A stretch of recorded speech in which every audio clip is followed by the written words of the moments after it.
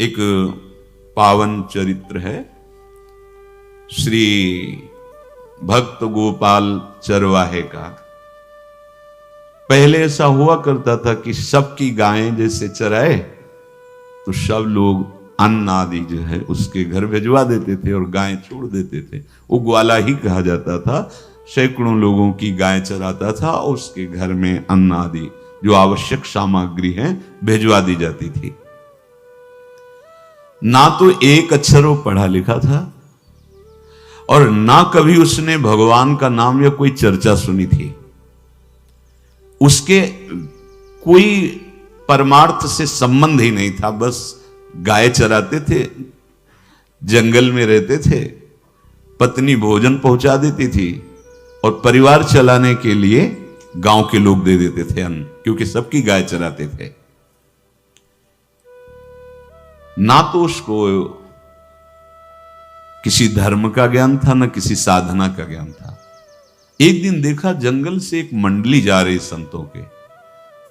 ओ श्री राम जय जय राम, श्री राम जय राम, ऐसे कीर्तन। संत जन पहले मंडली बना के चलते थे तो नाम कीर्तन पद कीर्तन ऐसे। उसको बड़ा आनंद आया। उसको लगा कि इतने झूम झूम कर संत जन गा रहे हैं, किसी से बात नहीं की, पकड़ लिया। अब पूरा तो नहीं, बस उतना राम राम राम राम ऐसे करने लगा। देखो कई बार कहा है यदि आप बिना गुरु मंत्र के भी नाम जप करेंगे तो नाम जप आपको गुरु तक पहुंचा देगा, क्योंकि गुरु प्रदत्त नाम भगवत साक्षात्कार कराता है। 50 वर्ष की अवस्था लगभग हो गई थी। कभी कोई तीर्थ याटन, धर्म कार्य, शास्त्र स्वाध्याय, सत्संग कुछ नहीं। देखो कृपा, विश्वास। अब वो अलौकिक ढंग से नाम में मिठास लगने लगी उसको, तो जोर जोर से कभी कभी नाच पड़ता, चरवाहा है ना, गाता, तो और जो लोग थे उसका उपहास करते। अरे नरक में भी ठौर नहीं मिलेगी, जिंदगी में कुछ पुण्य नहीं किया, ये ऐसे लोग बहुत उपहास करने वाले। ऐसे करने से क्या मिलेगा, नाम से कुछ हो जाएगा। उसने कहा हमने तो कभी सोचा ही नहीं कि कुछ होगा, हम तो ऐसे ही गा रहे हैं। पर ये लोग उपहास कर रहे हैं, क्या गलत है क्या ऐसा गाना? जब तक दृढ़ ज्ञान नहीं होता तब तक माया फिसला सकती है। उसने कहा कि हम किसी लाभ के लिए, बैकुंठ जाने के लिए या कोई लाभ के लिए नहीं जपते, हमें तो अच्छा लगा, वो गा रहे थे संत जन तो हम गाने लगे। क्या सही में आप लोग समझते हैं कि ये गलत है? उनका तुम मूर्ख हो, तुम्हारी क्या समझ में आए? और उपहास करते उसका। उसके मन में एक बात आई, कोई ये प्रमाण दे दे मुझे कि ये जो मैं संतों के मुख से सुना नाम, ये परम सत्य है, ये परम सुखकारी है और इससे क्या वैकुंठ मिल जाएगा? कोई तो मिले मुझे। और जब किसी के हृदय में ऐसी आकांक्षा होती है तो वही मिल जाते हैं जो सबके हृदय की जानते हैं। एक दिन उसने देखा जब लोग दिल्ली की हंसी मजाक कर रहे थे, उसी समय एक लंगोटी पहने हुए, हाथ में कमंडल और दंड धारण किए हुए कोई वीतराग परमहंस दौड़ा, चरणों में गिर गया। महाराज महाराज, बस एक बात आप बता दीजिए, जो हम राम राम कह रहे हैं, ये लोग उपहास करते हैं, क्या इससे हमारा कल्याण हो जाएगा, वैकुंठ मिल जाएगा? तो उन्होंने कहा बेटा ये बहुत मंगल में भगवान का नाम है, पर हमें लगता है कि तुम्हें गुरुदेव की आवश्यकता है। यदि तुम गुरु कृपा पात्र बन जाओ तो इन उपहास करने वालों की बातें तुम्हारे मन में नहीं लगेंगी और निश्चित तुम्हें भगवत साक्षात्कार हो जाएगा। तो पैर पकड़ लिया और कहा महाराज आप ही गुरु बन जाओ ना हमारे, आप ही हमें मंत्र दे दो। तो उन्होंने कहा हम तो तीर्थ यात्रा में हैं, ऐसा हम नहीं कर सकते, पर यदि तुम भगवान से प्रार्थना करोगे तो तुम्हारे कल्याण के लिए सदगुरु प्राप्त हो जाएगा। इसलिए जैसे कोई पूछते किसको सदगुरु बनाऊं, तुम कहते किसी को नहीं, पहले भगवान को मानो, श्री हरि को, जगत गुरु श्री कृष्ण को, फिर उनसे प्रार्थना करो कि यदि आप आवश्यक समझते हो कि सदगुरु के रूप में आप आकर के हमारा कल्याण करेंगे तो मुझे पहुंचा दो, या आप स्वयं आ जाओ। मैं नहीं खोज कर पाऊंगा, मेरी वो दृष्टि नहीं है कि मैं किसी महापुरुष को पहचान सकूं। मैं तुमसे सत्य कहता हूं, सदगुरु की जो शरण में हो गया तो उसके जीवन नौका की डांट सदगुरु अपने हाथ में ले लेते हैं। फिर उसको कोई भय, कोई उपहास, कोई लज्जा नहीं सताती। वो सुख पूर्वक इस दुखद अपार संसार समुद्र से पार हो जाता है। पर बेटा, तेरे ऊपर भगवान की बड़ी कृपा है, क्योंकि तू संतों को मानता है। तू मेरी बात पर विश्वास कर ले, अंदर से तू एकांत में रो, तुझे सदगुरु मिल जाएंगे। अब ऐसा कहकर वो अपने राह में चले तीर्थ यात्रा के लिए। अब वो खोजता, एकांत में बैठकर देखता, कभी कभी वो पेड़ पे चढ़ जाता कि कोई संत तो नहीं आ रहे हैं। अब उसके लिए वहां भोजन पहुंच जाता, पाता, गाय देखता और बस खोज करता कि सदगुरु आ जाए, सदगुरु आ जाए। बहुत समय व्यतीत हुआ, पर उसका विश्वास नहीं टूटा कि संत ने कहा था कि तुम भावना करो कि सदगुरु आ जाएंगे। भगवान सदगुरु बन करके आ गए, वही है सदगुरु।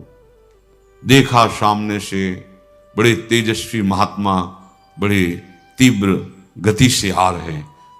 वो दौड़ा, गुरुदेव गुरुदेव, चरणों में लौट गया। चरणों में जे ही गिरा तो एक बिजली सी दौड़ी उसके हृदय में।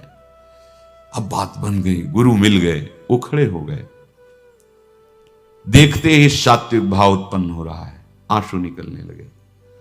देखते ही मन में आया कि जो संत कह रहे थे सदगुरु मिल जाएंगे, यही हमारे सदगुरु हैं।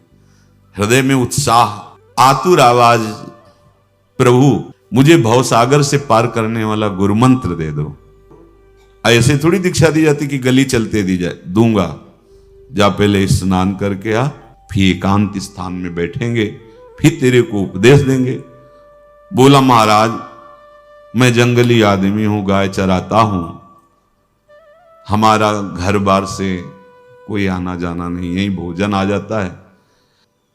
संत ने कहा अच्छा स्नान करो। स्नान करके आए, एक पेड़ के नीचे, भाई मैं तुझे कुछ नियम दूंगा, कुछ शर्त। तो महाराज गंवार आदमी है, ना हम आपका कोई नियम पालन कर पाएंगे, ना कोई व्रत पालन कर पाएंगे, ना कोई साधना कर पाएंगे। आप देख लो हमारी हालत, 50 साल का हूं, पढ़ा लिखा बिल्कुल नहीं, कोई धर्म कर्म नहीं जानता, गाय चराता हूं।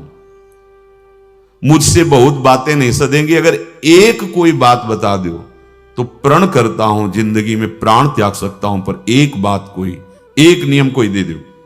हमें बहुत नियम तो नहीं समझ में आएंगे, एक कोई बात बता दो कि ऐसा कर लेना और मंत्र जपना, तो हम प्राण त्याग सकते, पर आपकी आज्ञा उल्लंघन, पर बहुत हम बातें नहीं मान पाएंगे क्योंकि हमारे इतना ज्ञान नहीं है। गोपाल के वचन सुन करके बहुत प्रसन्न हुए संत भगवान। एक नियम तुझे देता हूं, हमारे आराध्य देव श्री कृष्ण हैं, गोविंद हैं। आज से तुम्हारे आराध्य देव गोविंद हुए, हां श्री कृष्ण है। बिना उनको पवाए तुम्हें पाना नहीं है, बस यही तुम्हारे लिए नियम है। तुम्हारे पास जो आवे, सूखी रोटी, दूध, छाछ, जो भी, बिना उनको पवाए पाना नहीं है। सीधा सरल आदमी। गुरुदेव प्राण चाहे चले जाएं, बिना उनको पवाए आज के बाद कभी जिह्वा पे कुछ नहीं जाएगा। ऐसा गुरुजन आदेश करते हैं वैष्णव मार्ग के पथिकों को कि जल भी बिना अर्पित किए मत पियो। अगर आप बिना अर्पित किए पीते हैं तो आपकी बुद्धि में इष्ट देव के प्रति ममत्व तो नहीं आ पाएगा, नहीं आ पाएगा। अब तो गोपाल नाच पड़ा कि गुरु मिल गए, गुरु मंत्र मिल गए और इष्ट का पहचान मिल गई। उसी समय घर से भोजन आया, वही कभी चटनी रोटी, ऐसे ही बैठा एकांत वृक्ष के नीचे, आओ गोविंद भोग पाओ। अब गोपाल विचार में लगा कि आ तो रहे हैं ही नहीं, और गुरुजी ने कहा बिना पवाए पाना नहीं। पूरा दिन व्यतीत हो गया। गुरुजी कह रहे थे घट घट में विराजमान भगवान है तो कहीं से भी प्रकट हो सकते हैं, तो अंदर मंत्र जपता हो, कहता आओ भगवान, पाओ आके, नहीं आए। महाराज हमारे गुरुदेव ने आपका ध्यान जो बताया था वैसे ही आओ, आप पाओ आकर के। रात्रि हो गई, देखा पर वो नहीं आए तो भोजन उठाया, गाय को पवा दिया। तो बहुत सी गायें थी, भूखा रह गया। दूसरे दिन फिर भोजन आया, एक पत्ता टोरा, जल से छिड़का पत्ते में और भोजन रखा। भगवान को फिर पुकारा, आओ प्रभु। गुरुदेव ने आज्ञा की, बिना आपको पवाए हम अपनी जबान में नहीं रख सकते। शाम हो गई, रात्रि हो गई, फिर गौ को दे दिया, नहीं पाया। अब एक तो 50 वर्ष की अवस्था और गौओं के पीछे दौड़ना और भोजन पाना नहीं, शरीर में सामर्थ्य धीरे धीरे कम होने लगी। तीसरा दिन, चौथा दिन, पांचवा दिन, छठा दिन, सातवां दिन, दीनानाथ प्राण चाहे निकल जाए, हम गुरु की आज्ञा नहीं तोड़ सकते। अगर आप नहीं आएंगे तो भूखों मर जाऊंगा। पर हम ये बात देखो, ये बात, चरवाहा है, कोई साधना पूर्व की नहीं। गौ सेवा के प्रताप से उससे संतों में प्रीति हो गई, नाम की कृपा से, गुरु की कृपा से नामी की प्राप्ति की चाह। ऐसे कई दिन व्यतीत होते गए, अस्थि मात्र होए रहे शरीरा। पूछते कि क्या बात है, भोजन तो हम रोज लाते हैं, आप रोज लेते हैं, क्या पाते नहीं? आपका विषय नहीं। शिक्षा मिलती है, यहां अपने गुरु उपदिष्ट साधन को किसी से बताना नहीं चाहिए। गुरु उपदिष्ट साधन जब तक सिद्धावस्था ना पहुंच जाए तब तक गुप्त रखा जाता है। जो जैसे आप सत्संग सुन रहे हो, इसमें कोई वचन आपको लगा, पकड़ लिया, अब वो जीवन में तभी बोलना जब उसका प्रभाव हमारे जीवन में आ जाए। नहीं ऐसे नहीं बोलना, नहीं तो निकल जाएगा। और अगर रोक लिया तो मंथन करेगा अंदर और आपको उसमें स्थित कर देगा। एक भी शब्द नहीं बताया कि हमारी गुरु दीक्षा हो गई, गुरु जी ने कहा था पवा के पाना, और इतने दिन हो गए भगवान तो आ नहीं रहे, इसीलिए हम पा नहीं रहे, तो हमारी ये दशा है। देखो आज का समय ऐसा है कि प्रगट में सब इंद्रियों के पोषण की व्यवस्थाएं भगवान दी, चाहे गृहस्थ हो चाहे विरक्त हो, लेकिन क्या हमारे अंदर निष्ठा है ऐसी? सबरी जी जब उनके गुरुदेव पधारने लगे तो चरणों में रो के गिरे कि प्रभु इस पूरे विश्व में मुझ अधम को सिर्फ आप ही प्यार करने वाले, आप ही ने दुलार करके मुझे रखा, नहीं सब जगह ठोकर मिलती, कोई भी संत महात्मा हमारी तरफ देखना नहीं चाहते, और प्रभु आप जा रहे हो, आप कैसे जीवन जानते हो क्या कहा? हम तो भजन के प्रभाव से भगवान के धाम जा रहे हैं। बेटा भगवान स्वयं चलकर तुम्हारे पास आएंगे। सबरी जी बहुत वर्षों तक कभी गुरु के वचनों पर अविश्वास नहीं हुआ, क्यों कहते थे भगवान आएंगे, रोज पावड़े डालती हूँ, सोहनी लगा के दिल चिड़ती हूँ, रोज लगता है फुसला तो नहीं दिया गुरु जी ने? नहीं, गुरु के वचन भगवान आएंगे। शायद ऐसा वर्णन कि शास्त्र हजार वर्ष सोचो जरा, और भगवान आए और सबरी को निहाल किया। ऐसे हो गुरुदेव ने कहा है भगवान आएंगे, जब तक वो ना पाएंगे तब तक हमने कहा है कि और उनका उद्देश्य अलग था कहने का कि आप भगवान को भोग लगा के पाइएगा और भजन कीजिएगा तो मंत्र के प्रभाव से तुम्हारे मानस पटल पर भगवान दिखने लगेंगे। ऐसा होता है। और वो सीधा आदमी सीधा समझा, जब तक भगवान नहीं पाएंगे तब तक हमें नहीं पाना। 18 दिन बीत गए, कुछ न खाना न पीना। गोविंद भी देखते हैं, बाल भक्त ओम प्रकाश जी महाराज यही अपने चामुंडा के पास से उधर, बहुत नामनिष्ठ महात्मा, बाल भक्तों में बहुत ही मानो प्रहलाद जी ही हैं। जैसे प्रहलाद जी नामनिष्ठ भगवान निष्ठ, घट घट में भगवान को देखने वाले, ऐसे श्री ओम प्रकाश जी बाल भक्त। बड़े बड़े महापुरुष गए, हरि बाबा, उड़िया बाबा, सब बस वो यही कहते कि ये श्री कृष्ण का आदेश है। फिर शायद 50 के भी ऊपर दिन गए थे, ऐसे 70 दिन तक उस महापुरुष ने कुछ नहीं खाया, सशरीर अंतर्ध्यान हुए। आज समाधि उनकी बनी। हे, जब महत्व भगवान का जग जाता है तो शरीर का महत्व नहीं। अच्छा, प्राणनाथ जब प्राणों का पोषण कर रहे हैं तो अन्न में भी तो प्राणनाथ की ही दी हुई शक्ति है, तो बिना अन्न के भी उनका पोषण हो रहा है। पर ये भागवती का आदेश से, मनमानी करने से नहीं। मनमानी करने में फिर मार्ग रुक जाएगा। भगवान आदेश करते हैं अपनी वाणी से, युक्ताहार विहार से, उचित आहार विहार, वो तो भगवद आदेश होता है। 18 दिन बीत गए।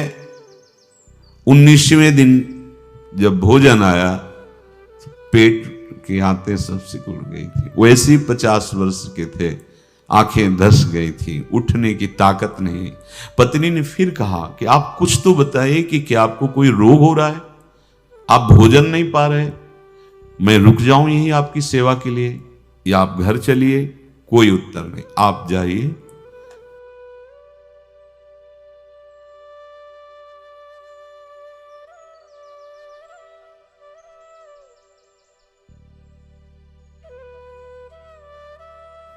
शाम हो गई, फिर गाय को दे दिया। विचार कर लिया कि अब मरना ही है, मुझ जैसे अधम के पास भगवान तो आएंगे नहीं, वो तो भगवान है, पर मैं अपने गुरु के वचन नहीं तोड़ सकता, मर चाहे जाऊं। 27 दिन व्यतीत हो गए, एक कवल भी अन्न नहीं पाया। न चलने की शक्ति थी, न पत्ता लाने की शक्ति थी, न जल छिड़कने की शक्ति थी। जिस पात्र में भोजन लाई थी, लेटे ही लेटे खोला और कहा, प्रभु मुझे पता है आप इस शरीर से नहीं मिलोगे, पर आप जान लो मैं अपने गुरु की आज्ञा का उल्लंघन नहीं करूंगा। ये मतलब जितने महान हुए हैं सब निष्ठाओं में निष्ठावान हुए हैं, अपने लोग फिसड्डी हैं। जरा सा कोई दुख, जरा सा कोई सुख, फिसल जाते हैं। प्राण अनंत जन्मों की बिगड़ी 27 दिन क्या होते हैं? क्या होते हैं 27 दिन? अनंत जन्मों का जमा कूड़ा करकट भगवान साफ कर रहे हैं। ये जो तन्मयता, गुरु निष्ठा, जो प्राण भूख से व्याकुल, सब भस्म हो रहे हैं पाप अनंत जन्मों के।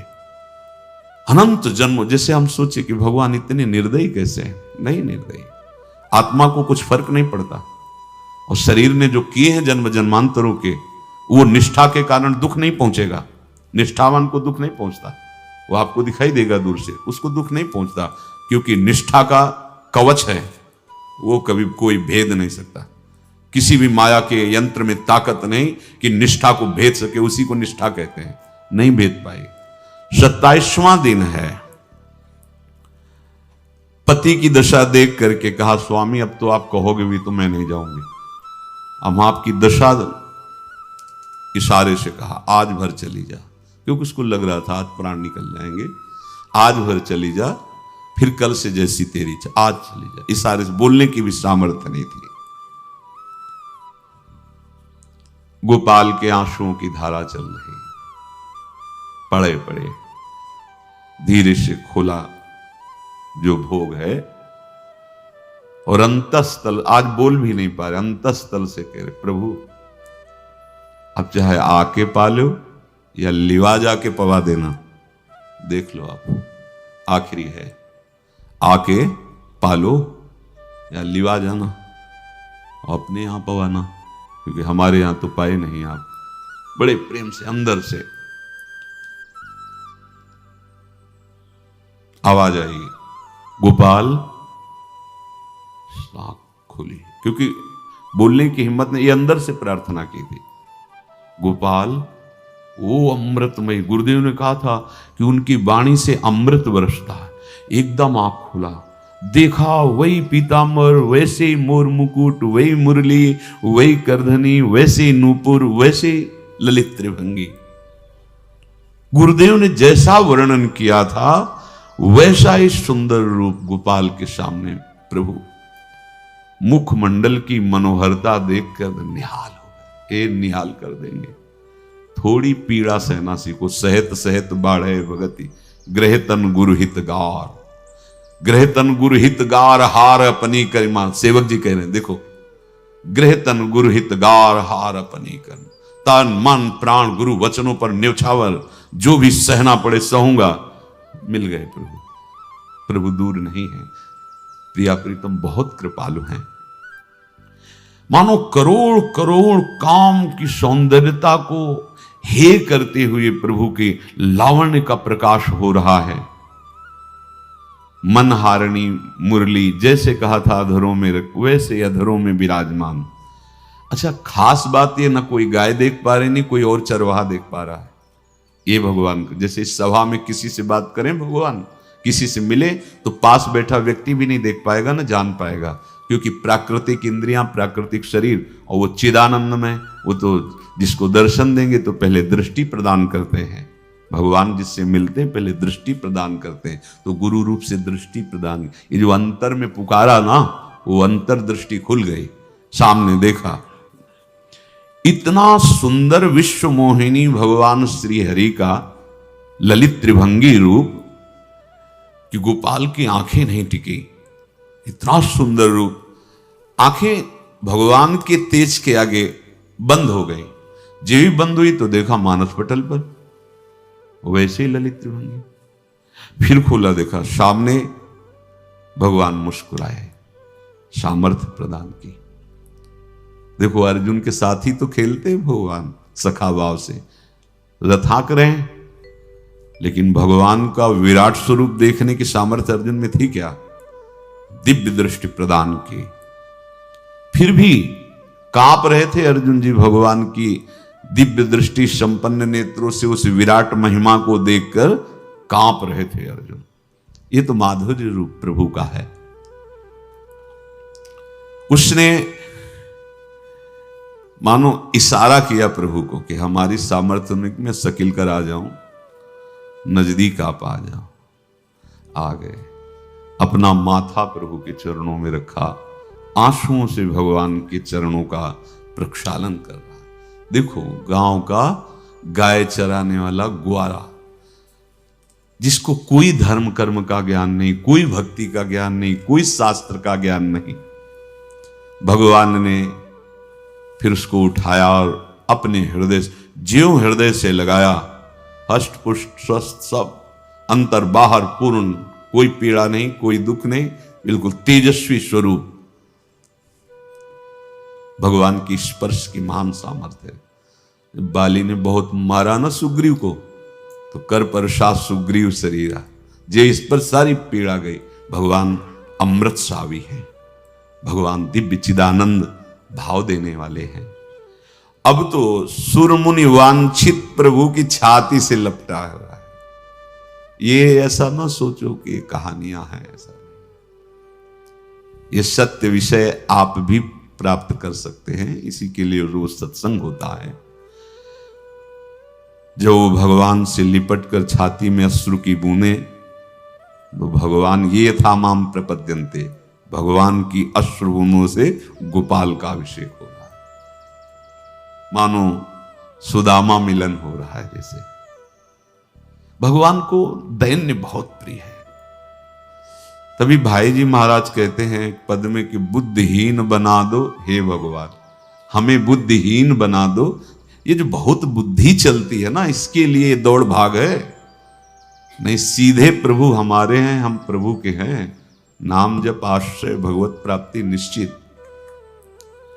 भगवान बोले, प्यारे गोपाल अब तो रो मत, देख मैं तेरे प्रेम में पगी हुई ये जो सूखी रोटियां हैं अभी पाता हूं। और भगवान बैठ गए और उसके घर की जो रोटी थी उसे भी। देखो, मुझे त्रिभुवन का कोई भी भोग प्रसन्न नहीं कर सकता गोपाल, मुझे त्रिभुवन का कोई भोग प्रसन्न नहीं कर सकता। इस बात को समझो।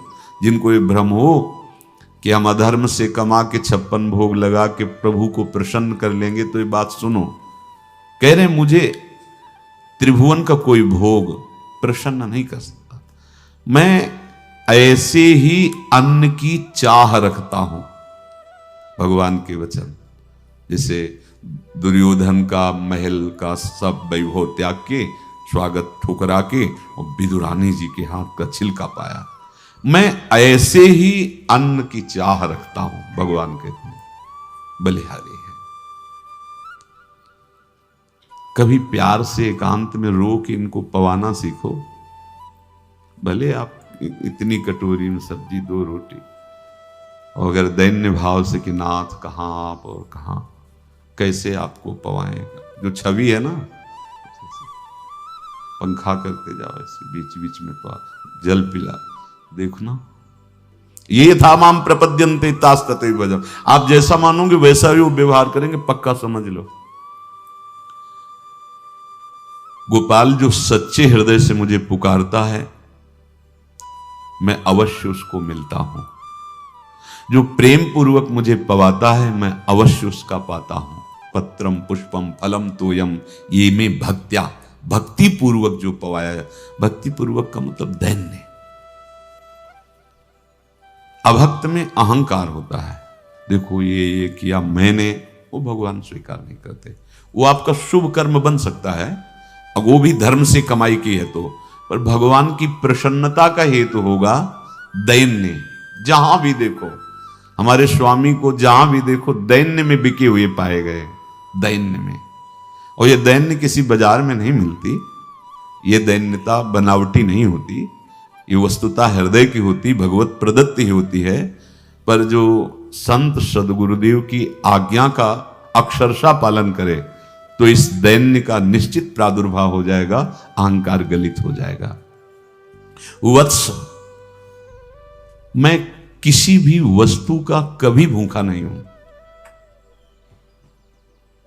मानो गोपाल के बहाने से हमको समझा रहे हैं, क्या चाहिए भगवान को, क्या चाहिए? कुछ भी कर लो, माना कि तुम तात्कालिक वर्तमान दुख को मिटा सकते हो, तात्कालिक, लेकिन संपूर्ण दुखों को मिटाने के लिए हरिनाम गरज रहा है, राधा नाम गरज रहा है।